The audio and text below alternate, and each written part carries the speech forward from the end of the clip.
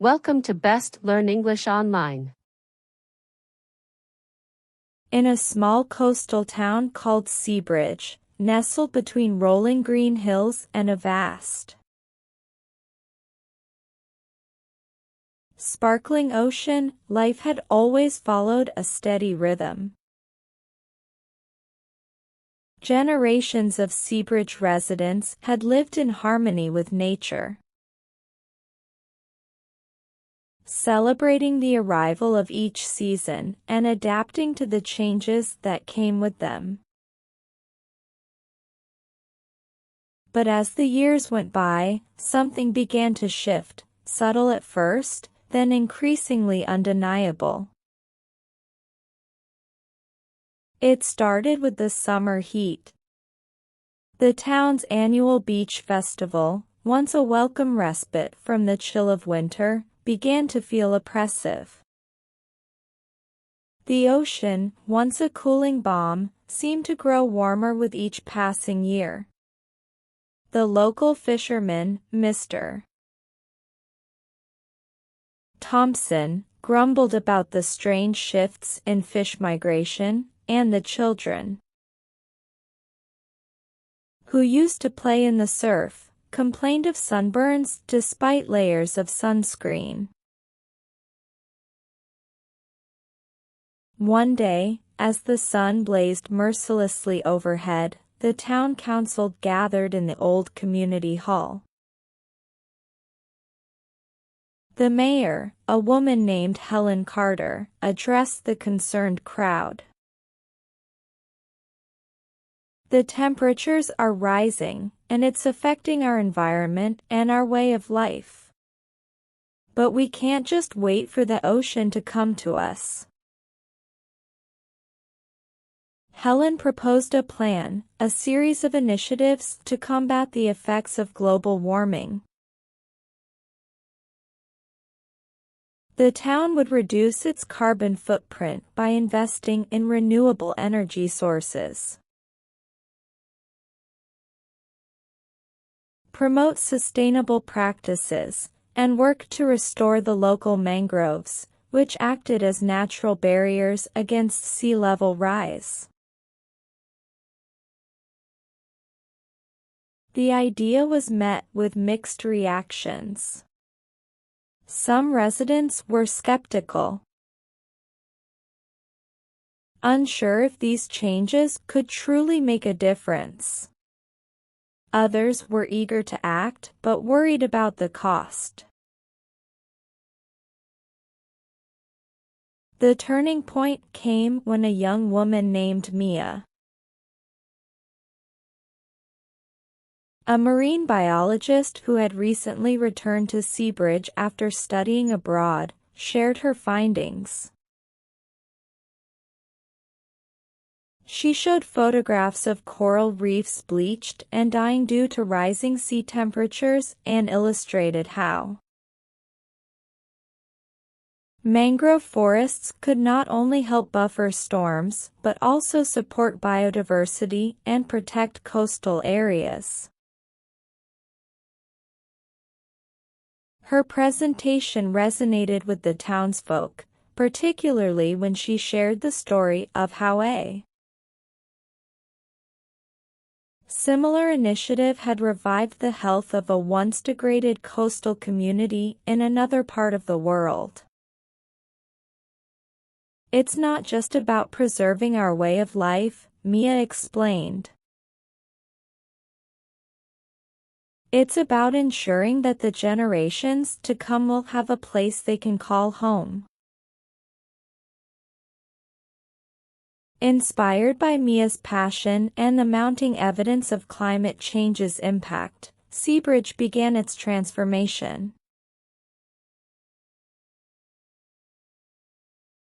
Solar panels were installed on rooftops, electric vehicles started to replace gas-guzzling ones, and a community garden was established to promote local produce. Volunteers worked tirelessly to replant mangroves and clean up the beaches. The changes didn't come without challenges. There were setbacks, storms that battered newly planted mangroves, and occasional doubts that the efforts were making enough of a difference. But the community persevered, and slowly but surely, they began to see positive results. The beaches became cleaner, the water clearer, and the local fish populations started to rebound. One summer, after several years of hard work, Seabridge held its beach festival once again. This time, the event felt different. There was a sense of pride and accomplishment in the air. The sea, while still warmer than it had been decades ago, no longer seemed so overpowering. The community came together to celebrate their progress, enjoying a festival that honored both their tradition and their resilience. As the sun set over the horizon, casting a golden glow on the town, Helen looked out at the gathering. She saw children playing, families enjoying the cool evening breeze, and felt a renewed sense of hope. Seabridge had faced a formidable challenge and had found a way to not only adapt but thrive. The story of Seabridge spread beyond the town's borders, serving as a beacon of what collective action and determination could achieve. It was a reminder that while global warming was a daunting and complex issue, it was one that communities, small and large, had the power to confront with courage, innovation, and unity. And as the world watched, Seabridge proved that even in the face of overwhelming odds, change was possible, and hope could be rekindled. Part 2. As Seabridge continued its journey toward sustainability, its story began to attract attention from neighboring towns and cities. The local newspapers' coverage of their success turned into a full-blown media sensation, with journalists from major outlets arriving to cover how a small town was making a significant impact in the fight against climate change. The narrative of Seabridge's transformation became a symbol of hope and inspiration. Among the visitors was a young journalist named Alex. Intrigued by the story, Alex spent several weeks in Seabridge, immersing in the daily lives of the townsfolk. They interviewed residents, attended town meetings, and documented the grassroots efforts that had led to their success. The more Alex learned, the more they saw how deeply interconnected the town's actions were with their values and their sense of community. One evening, while chatting with Mia at the local cafe, Alex asked, "What's next for Seabridge? What are your plans now that you've made such incredible progress?" Mia took a thoughtful sip of her tea before responding, "We're not stopping here. Our next step is to expand our efforts. We want to create a regional coalition with other towns and cities to share our knowledge and resources. By working together, we can amplify our impact and address the challenges on a larger scale.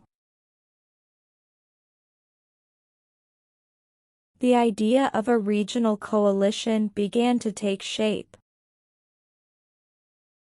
Seabridge reached out to neighboring communities, sharing their experiences and offering support. It wasn't always easy. Not every town was ready to embrace change. Some were still skeptical, while others faced their own unique challenges. But Seabridge's success served as a powerful example, and slowly, more towns began to join the coalition, forming a network of communities dedicated to combating climate change. As the coalition grew, it spearheaded several large-scale initiatives. They organized tree planting drives, supported renewable energy projects, and advocated for regional policies that encouraged sustainable development. The coalition also focused on education, setting up workshops and programs to help individuals and businesses understand their environmental impact and how they could make a difference. The combined efforts led to visible improvements across the region. Air quality improved, green spaces flourished, and wildlife began to return to areas where they had been absent. The collaborative spirit of the coalition fostered a sense of unity and purpose, demonstrating that even incremental changes could lead to significant results when approached collectively. One particularly memorable event was the Regional Sustainability Fair, held in Seabridge's revitalized park. It was a celebration of the coalition's achievements and a showcase of innovative solutions from various communities. Stalls featured local artisans who used recycled materials, farmers who practiced organic farming, and tech enthusiasts who demonstrated cutting-edge green technologies. The fair attracted visitors from across the country, spreading the message of Seabridge's success far beyond its own borders. Years passed, and Seabridge and its coalition continued to evolve. The town's transformation became a model for other communities around the world, and the ripple effects of their actions were felt globally. Seabridge had gone from being a small coastal town facing a daunting challenge to becoming a beacon of hope and a leader in the fight against climate change. Helen Carter, now retired, looked back on her time as mayor with pride. She saw how a community's determination and willingness to adapt could create waves of positive change. The legacy of Seabridge was not just in the environmental improvements, but in the spirit of collaboration and resilience it inspired. As Seabridge celebrated its annual beach festival, the town had changed, but its core values remained the same. The festival was now a symbol of their journey, a reminder that even in the face of global challenges, local actions, driven by a collective will, could indeed make a world of difference. And so, under the golden hues of the setting sun, as laughter and music filled the air, Seabridge stood as a testament to the power of community and the enduring hope that, together, we can turn the tide on even the most pressing of global issues. Video is over. Get out of here first, comment and let me know how you liked the video. And subscribe if you like your will and it's part 2.